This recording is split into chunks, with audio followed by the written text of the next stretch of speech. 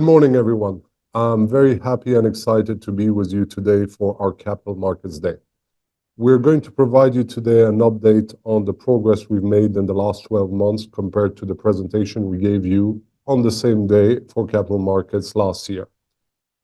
Here's the agenda.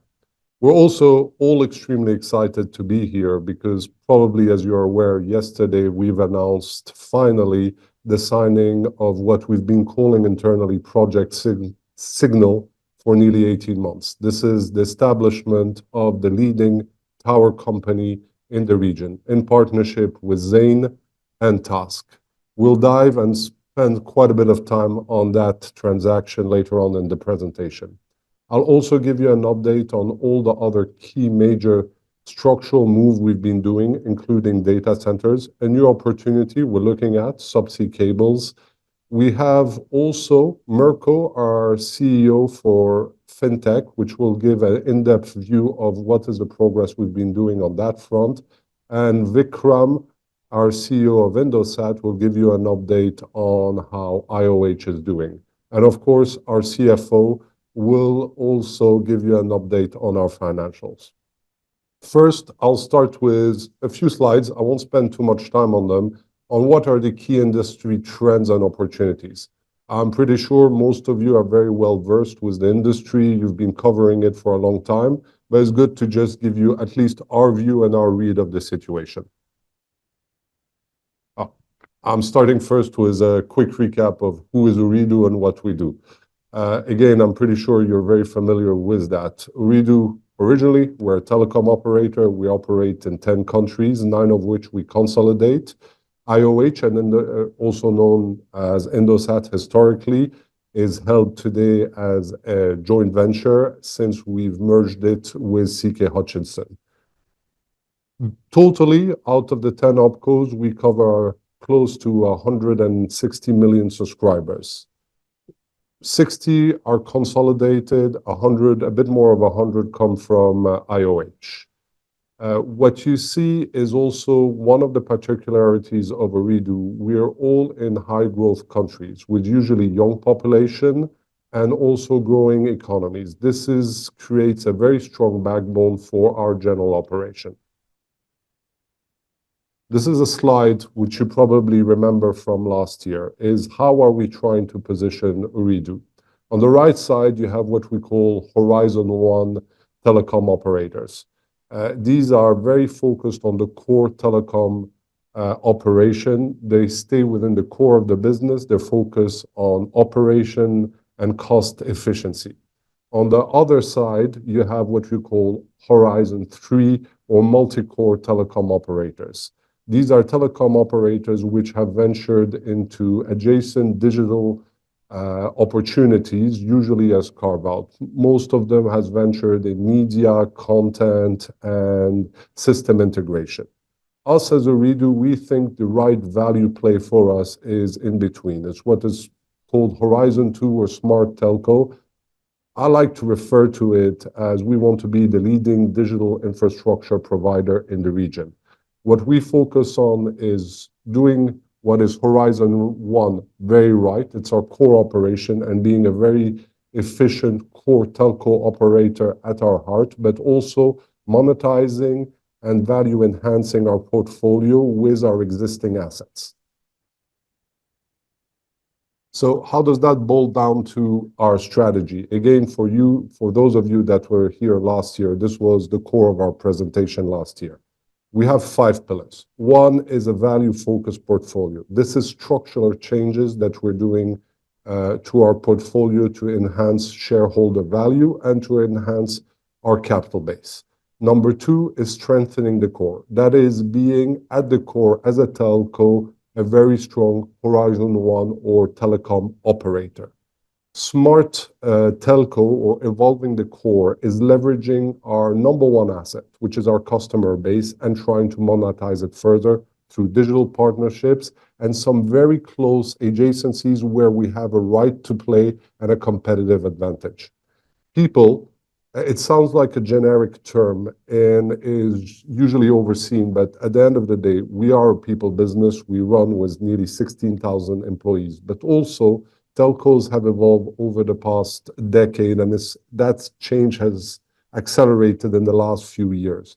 Telcos have moved from being especially an engineering backbone to today an IT companies. And we are now in a space where we're competing for resources with a much bigger spectrum of competitors and talents. We're really trying to recruit now data scientists, analysts, computer scientists, IT specialists, which are recruited by a much broader spectrum of companies. That means we have to create a very attractive work environment to retain our workforce, to grow it, and to recycle it. Last but not least, the end telcos, we provide a commoditized product, which is basically at the core datas and minutes. There is very little differentiation within the product itself between the different operators and between us and our competitors. The single principle of differentiation is excellence in customer experience. And this has been at the heart of Ooredoo's DNA now for nearly 18 months, and it's showing some results. So where I sort of kicked off, these are the key trends in the industry. I'm pretty sure you're all very well versed with these key trends as you cover the industry. What we have on the supply trends, a lot of those are headwinds, but at the same time, opportunities. What we have on the supply trends, for instance, we're seeing the emergence of non-terrestrial networks, such as the Starlink, the Starlinks of these words of the world, which are coming and starting to compete on our core business, providing connectivity. It's a competitor, but it's also an opportunity because a lot of these systems still require terrestrial-based infrastructure, which we can provide.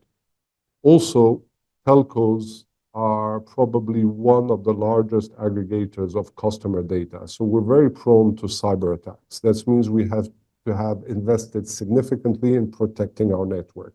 This also provides opportunities for us because as we protect our network, as we develop the skill, it's also a skill now we can resell to our customer, at least on the layer which we control, which is the connectivity layers. There are challenges also. Some old revenue streams are maturing, typically A2P. A2P has been a backbone of revenues for telcos for the past decades. This is slowly now being replaced by OTT. And if as telcos, we don't leverage the skills and an API platform, this is a revenue stream which will slowly erode and disappear. On the demand side, the picture is quite positive. We see tremendous growth in data demand. This is double-digit growth year on year. This is a great opportunity for us as telcos. At the same time, unfortunately, most telcos, and I'll cover this a bit later, we're not able to enhance our yields in terms of data as the growth expands. Our yields are sort of decreasing progressively. We're also seeing inherently more and more businesses moving to the cloud. This is an opportunity for us, and this is why we're moving into the data center space. On the technology side, we're seeing quite a few trends. Some are opportune, they're all opportunities and challenges. What we're seeing significantly is hyperscalers starting to extend their own footprint on the transport network. So hyperscalers, fortunately, not yet in our geographies, are starting to compete with telecom operators. And it's very important for us as Ooredoo to front run that we don't give them space or we give them a more efficient alternative than them building their own networks in our own footprint. We're also seeing convergence. This is a major play, and creates the opportunity where we can to develop fiber backbones within the country. One buzzword, which has been a reality in telco for probably a few years now, is the emergence of machine learning and artificial intelligence. I think telcos have been using it quite efficiently now for 2-3 years, at least us at Ooredoo, to scale our networks, to design our networks, we're now trying to ramp up these skills of AI, machine learning, to do more customer-facing operations. In terms of intra-industry trends, a lot of telcos have been looking at different ways also to mitigate these risks. What we've seen is very limited activities in the past 3 years in terms of out-of-footprint expansion from most telcos. Actually, in many cases, we've seen a lot of the major telcos reducing their footprints. We've been, and I'll touch on this later, we've been seeking opportunities. We haven't seen many value accretive opportunities. We've also seen many telcos, including ourselves, delayering their business, segmenting it. Historically, telcos were fully integrated verticals. Today, they're creating different layers with different business units and different capital structure. I'll spend quite a lot of time on that. Scale matters. In a world where investments are growing and growing, where we need to develop more and more IT systems and IT platforms, it's very hard for small operation to develop independent solutions. And this is where a group like Ooredoo Group, which has a group function that can scale these developments, brings quite of an advantage.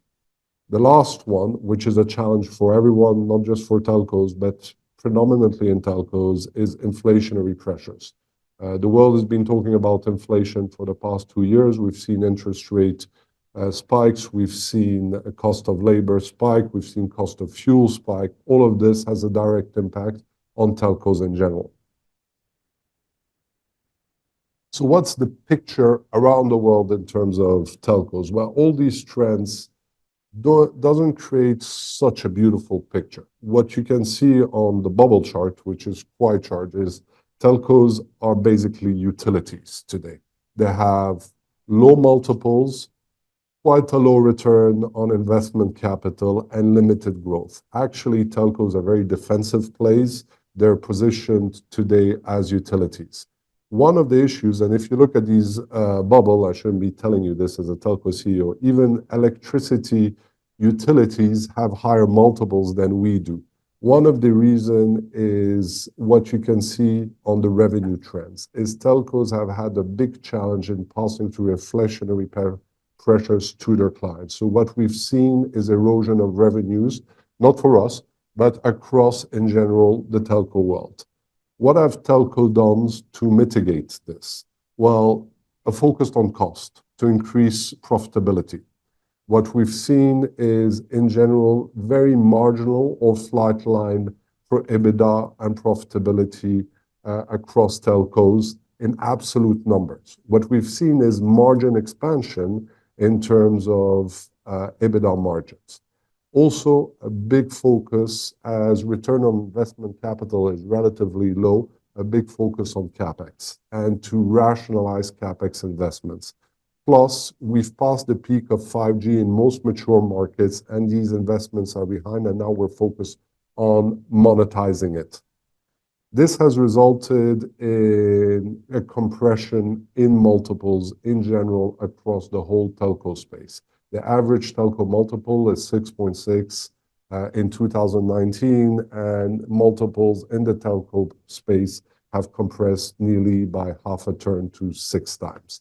So this is not a very rosy picture in general for telcos. Now I'm going to walk you through what Ooredoo has done over the past 18 months to mitigate that and what have been the results.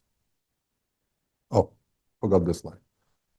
I've touched on that. This is inflationary pressures. What we see across all our markets, and when we look at most mature markets and telcos, what you see is that telcos have had a challenge to pass on to pass fully the inflationary pressures they're facing. A lot of these pressures are coming from one, payroll. Costs are expanding. As I mentioned, on the payroll side, we have to turn the type of talent. The talents we're recruiting, data scientists, are chased by many industries, and therefore their cost is much higher. Also, we've seen increase in major utilities, especially fuels, networks, etc., All this boils down to higher cost. Telcos have been able to pass on part of these costs to their customers, but not fully. And that is part of our role. We are at the end a commodity, a social infrastructure, and in many cases, we're highly regulated, and regulators don't want us to pass in fully these costs to the population. So, in terms of strategy, what have we done? I'll do a bit of a refresh on what was our core strategy, what have we done, and what result has it brought. So I'll start with the value-focused portfolio part. This is the structural change we're doing to our portfolio. You've heard the term asset light in the industry, I think, for probably the past decade. At least us at Ooredoo, we believe in asset right. A lot of the asset light strategy has been driven by a lot of telcos being over-levered. Therefore, they had to carve out and monetize a lot of their assets in order to deleverage. Ooredoo has been on a strong trajectory of organically deleveraging. Just as a refresher, 4 years ago, we were at 2.5 times net debt to EBITDA. Today, we are at 0.9 times net debt to EBITDA without having sold any major asset.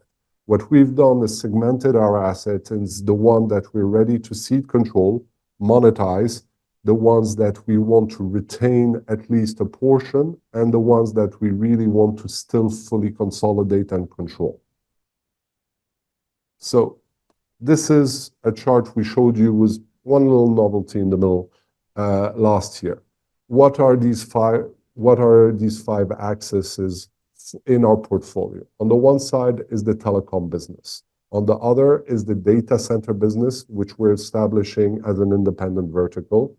We're looking at the opportunity of creating a new vertical, and I'll touch on it. This is a new opportunity, is the sea cable business, as we're seeing still a lot of growth in the requirements in international connectivity within our footprint.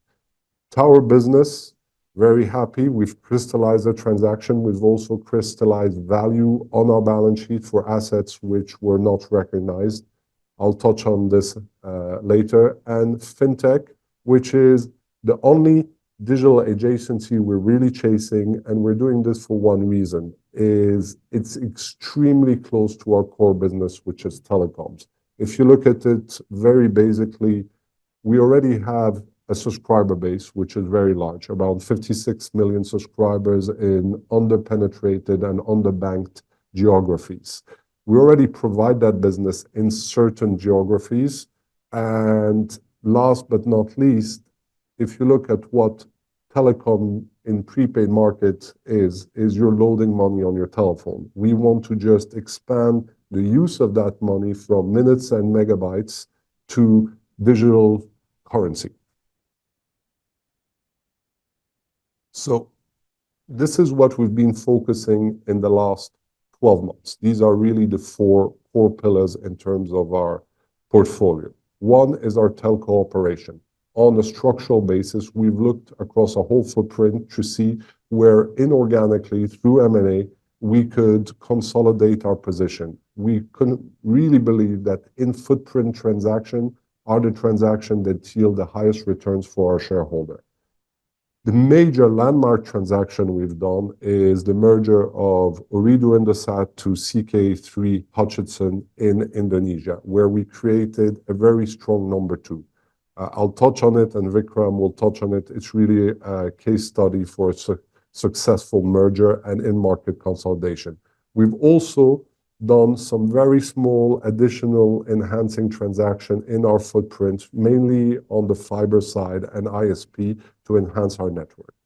Number two, towers, which we'll touch on, data centers, and last but not least is also cleaning up our minority stakes.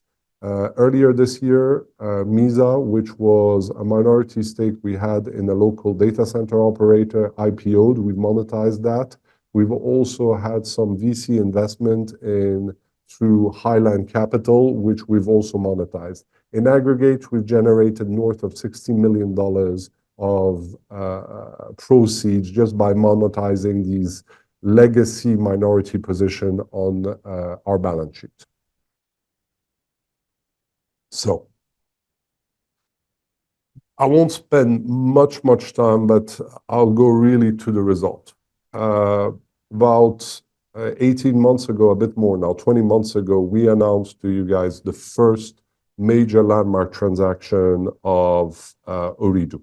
It was the merger of CK Hutch with Ooredoo Indonesian asset Indosat. It took nearly 18 months in the making. It was a very challenging from a regulatory process, but also from an integration process. We spent a lot of time preparing with our partners at CK Hutchison, actually during the transaction, the integration roadmap. And this has paid off. Again, I don't want to steal Vikram's thunder. I'll just look at it from a group perspective. What value has that created for you as shareholders?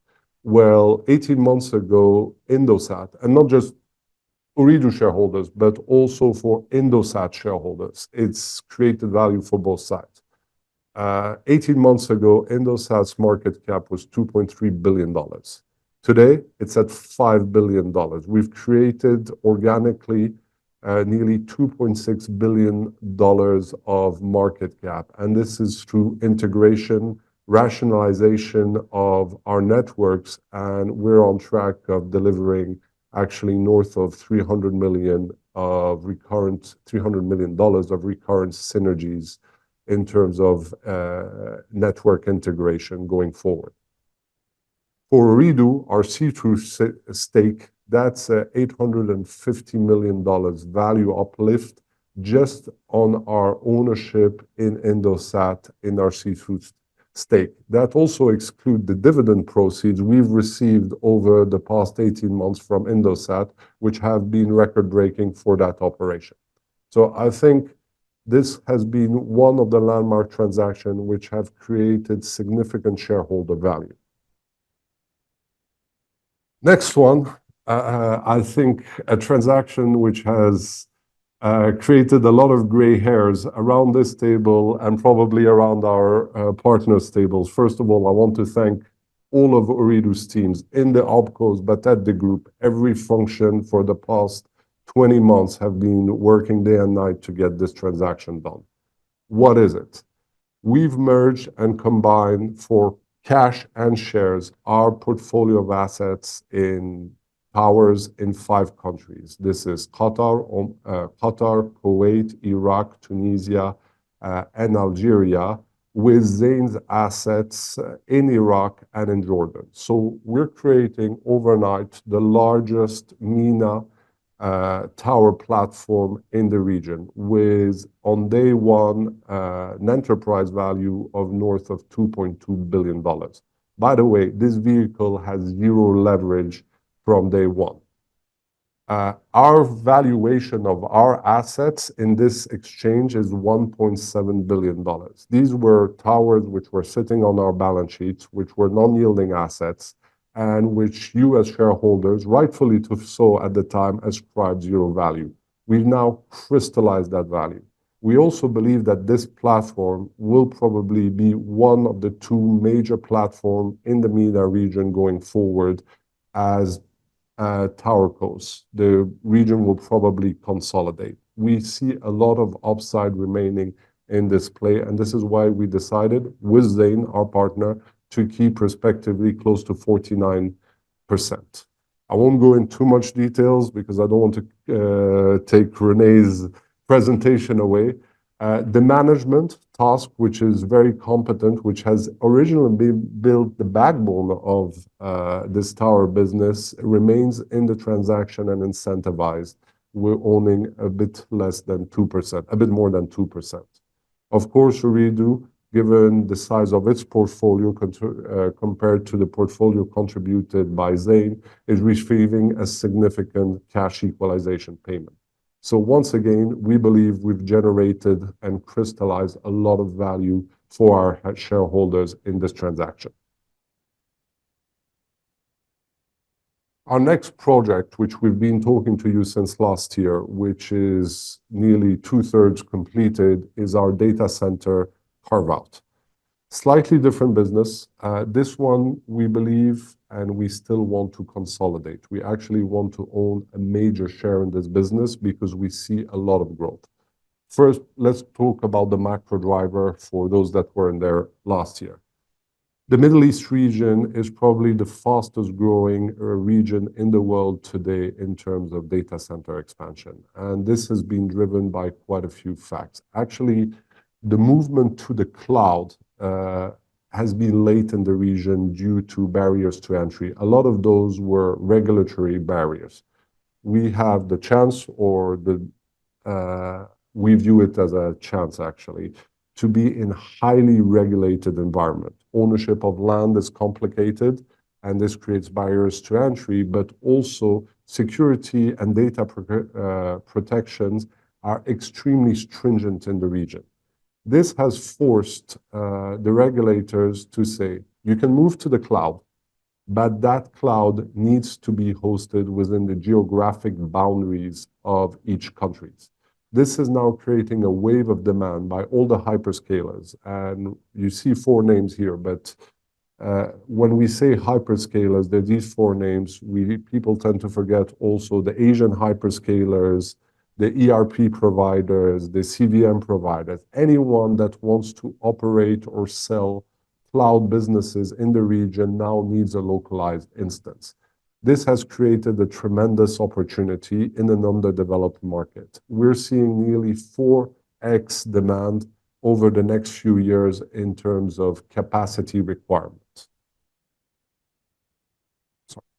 So why is Ooredoo capitalizing on this opportunity? Well, we're already, due to our legacy business, the market leader in the countries we operate in. We have around 60% of installed capacity across the markets we already operate in. This is 23 active data centers.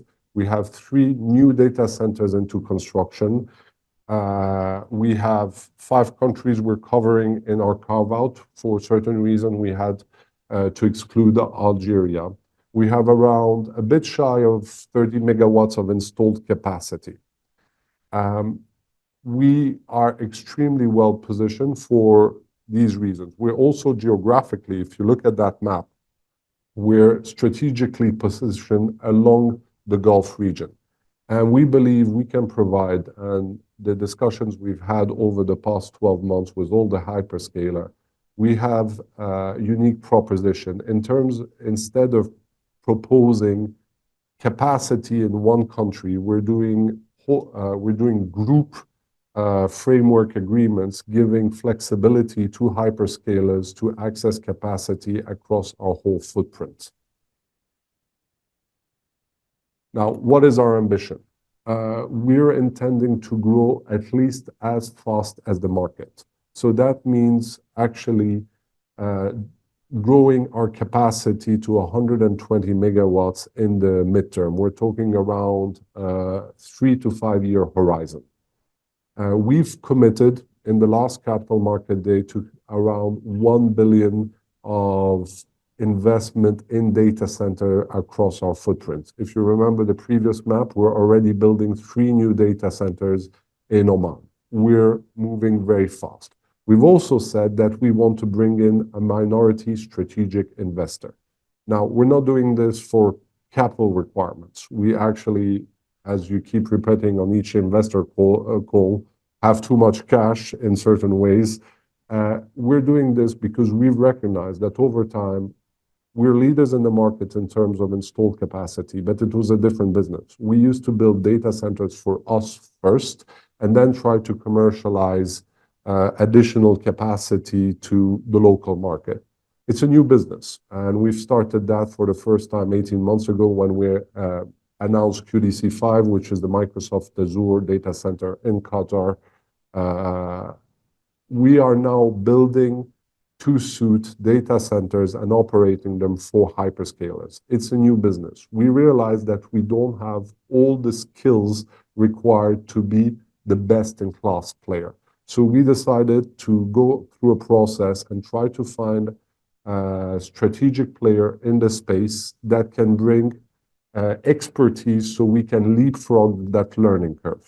At the same time, it's very important for us that interests are aligned. So the investor we're bringing will be aligned 100%, investing dollar for dollar, pari passu alongside us, but will remain in a minority position. So where are we in our process? Last year, we told you we would have fully carved out our operation by 2023. We're actually mostly on track. As of December, Qatar is carved out. In the next week, Iraq and Tunisia will be fully carved out. And by Q1 of next year, Oman and Kuwait will be the last pieces to be carved out and integrated in this new carrier-neutral vehicle we're doing. We've also been running a process to find a minority investor.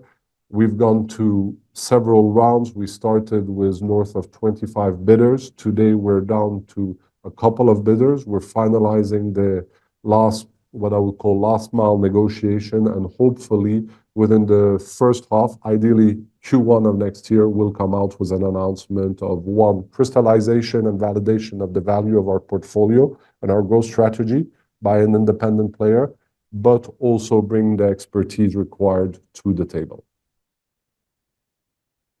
Now, this growth in data centers, this growth in data has created a new opportunity for us, which we're seeing. If you see to the chart on the right, the bandwidth requirements within the Gulf region is growing exponentially. Actually, there is very limited new supplies of undersea cable and international capacity flowing through the region. And we think that this is a next frontier for us, as I told you, a digital infrastructure player for us to capitalize on. We're ideally positioned, and I'll explain why. If you look at that chart, we've covered the data centers. We actually already command we actually already control terrestrial fiber backhaul within our jurisdiction. We also own and operate landing station. Actually, we're one of the operators with the most landing stations in the Gulf region. We have 7 landing stations across the Gulf, connecting many third-party cables to our footprint. If you remember the map of the data center footprint, you saw all the cables going through. The only part of the value chain, which today we have a bit of skin in the game, but not much, is the subsea cable segment. So this year, we're going to start to look at the potential carve-out of that value chain and further investments so that we can provide a full value chain end-to-end to the hyperscalers and control the whole infrastructure on our footprint end-to-end. As you remember, when I covered the digital trends, the trends in the telco space, we're seeing progressively hyperscaler move into the connectivity layer. We want to have a first mover advantage and providing an alternative to the hyperscalers so they become our partners, our clients, and not our competitors. So the second part is focusing on our core operation and actually the cash machine of Ooredoo, which is our telco operation. And as we've shown you, we have inflationary challenges. Therefore, what have we been doing over the last 18 months and what value has that brought? Just as a reminder, this is our footprint as of today. We told you 2 years ago, we want to be number 1 or number 2 in any given market we operate in. What you can see is we are number 1 or number 2 in 7 out of 9 markets. Actually, in Kuwait, we're number 3 in terms of revenue market share, but the metric we follow in terms inside of Ooredoo is EBITDA market share. We're more focused on profitability than just pure revenue growth.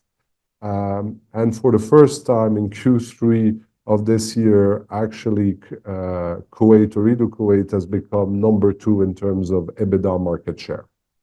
Myanmar, touch on it a bit, we're number four out of four players. Plus, the country has been going through quite a lot of challenging circumstances. As you know, we've announced the exit of that geography because we don't see a path to being a number one or a number two. We've signed an agreement. We're going through a very slow regulatory process. We're still hopeful that by the end of this year, we will be able to close that transaction. If you look at the right side is how disciplined are we on our CapEx? And that's a chart which we look at quite a lot. We try to mirror our capital investment to the revenue and the profitability of our respective operation. One of the best proxies for this is ARPU, and we try to look. So if you look at that chart, what you'll see is the very high revenue and ARPU operation benefit of the highest CapEx investments, and the leaner, the smaller the lower the ARPU, the leaner and the more rational is our investment. At the same time, this is the picture within markets. I know a lot of you, and I've heard this in many investor calls, view Ooredoo as maybe a high-risk portfolio. I actually tend to disagree with it. We think we have an exceptional value proposition.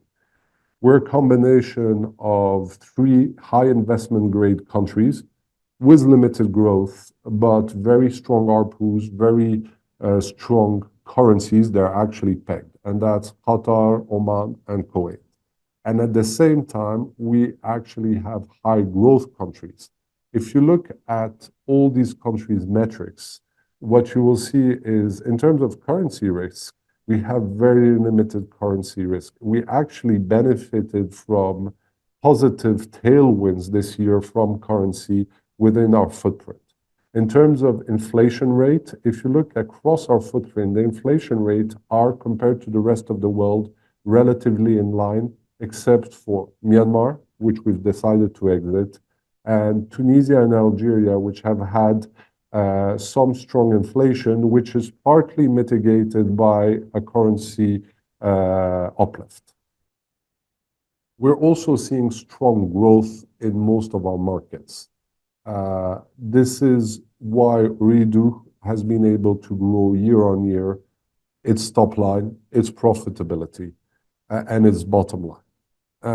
If you look at our pricing aggressiveness, unfortunately, as I've covered before, we're unable to pass through and to follow inflation in all of our markets. We actually usually are behind trailing inflation, and what we see is a lowering of yield on the price per gigabyte. Also, when it comes to CapEx, we've been extremely disciplined in terms of CapEx, but if you look, we've always positioned Ooredoo as being the data leader in every given country we operate in, and this is the case. We are leading in terms of peak and in terms of core quality across different independent studies in any given market we operate in. We're or leading or at par with the leader, and this is the positioning we want to have. Last but not least, and I'll cover it on an aggregated basis, in the last 12 months, we've put a lot of focus on operational efficiencies, and we've been able to grow the profitability nearly in all the operations we operate in, except for Tunisia and Oman. Where does that position Ooredoo on an aggregated basis? Well, this is Ooredoo's profit margin. We have a 42% profit margin in terms of EBITDA margin.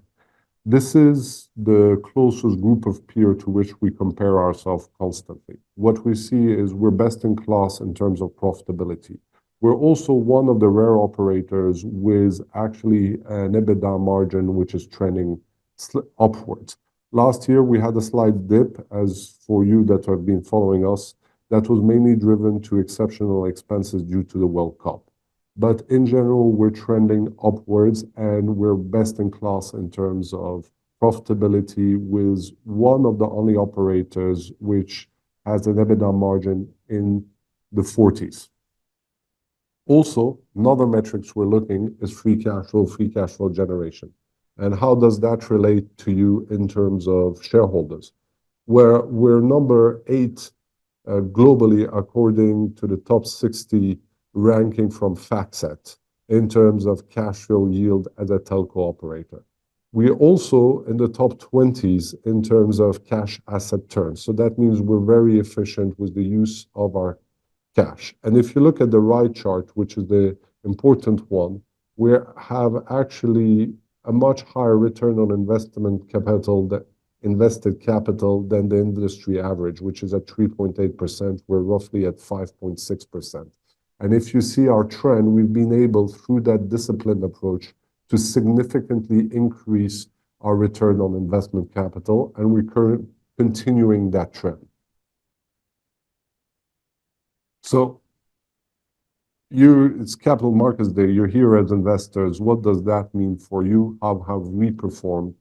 And how has that translated into value for you guys and into an opportunity probably for you? Well, in terms of share price, what you see is over the last 12 months, we've created nearly $2.4 billion of market cap. In year to date, $1.3 billion. That's nearly 36.8% value uplift in terms of share price. Also, I remind you that we've been consistently increasing our dividends over the past few years. So where does that put us in terms of total shareholder return? In 2021, when we started that strategy, we were ranked 51 according to FactSet in total shareholder returns out of the top 60 shareholders. Last year, we were ranked number 1, was the highest total shareholder return of all telcos. This year, it's always very hard to stay at the number 1, even if it's our guided principle. This year, we remain within the top 10 in terms of the highest returning telcos globally, and we're very proud of that performance. That being said, still, when you look at our multiples, we're valued still at the very low end of the multiple spectrum in terms of telco. Top 60 average is around 7 times EV to EBITDA. We're still valued at anywhere this year between 4.4 to 4.8 times EV to EBITDA. Even when we compare ourselves to our regional peers, we're still also in the bottom quartile, which is, I'll be very honest, I find extremely strange because we're top in class in terms of cash flow yield, we're top in class in terms of growth, we're top in class in terms of profitability, and we've been executing in a very disciplined manner in terms of structural portfolio. So we're actually top in class in terms of return on invested capital. Despite that, we're still, in my view, significantly undervalued. I would like to give you maybe a naive way of looking at the world, but this is a bit the way I look at it. And for me, this is where the opportunity in Ooredoo resides, is this chart. We have 2 externally validated anchored valuation. One is our Indosat stake. It's valued see-through equity to equity at $1.6 billion. I remind you, for those that don't know, Indosat is listed in Indonesia. It's a highly traded share. So this is really a stick in the ground in terms of value. By the way, the $1.6 billion is the value of our stake with no control premium.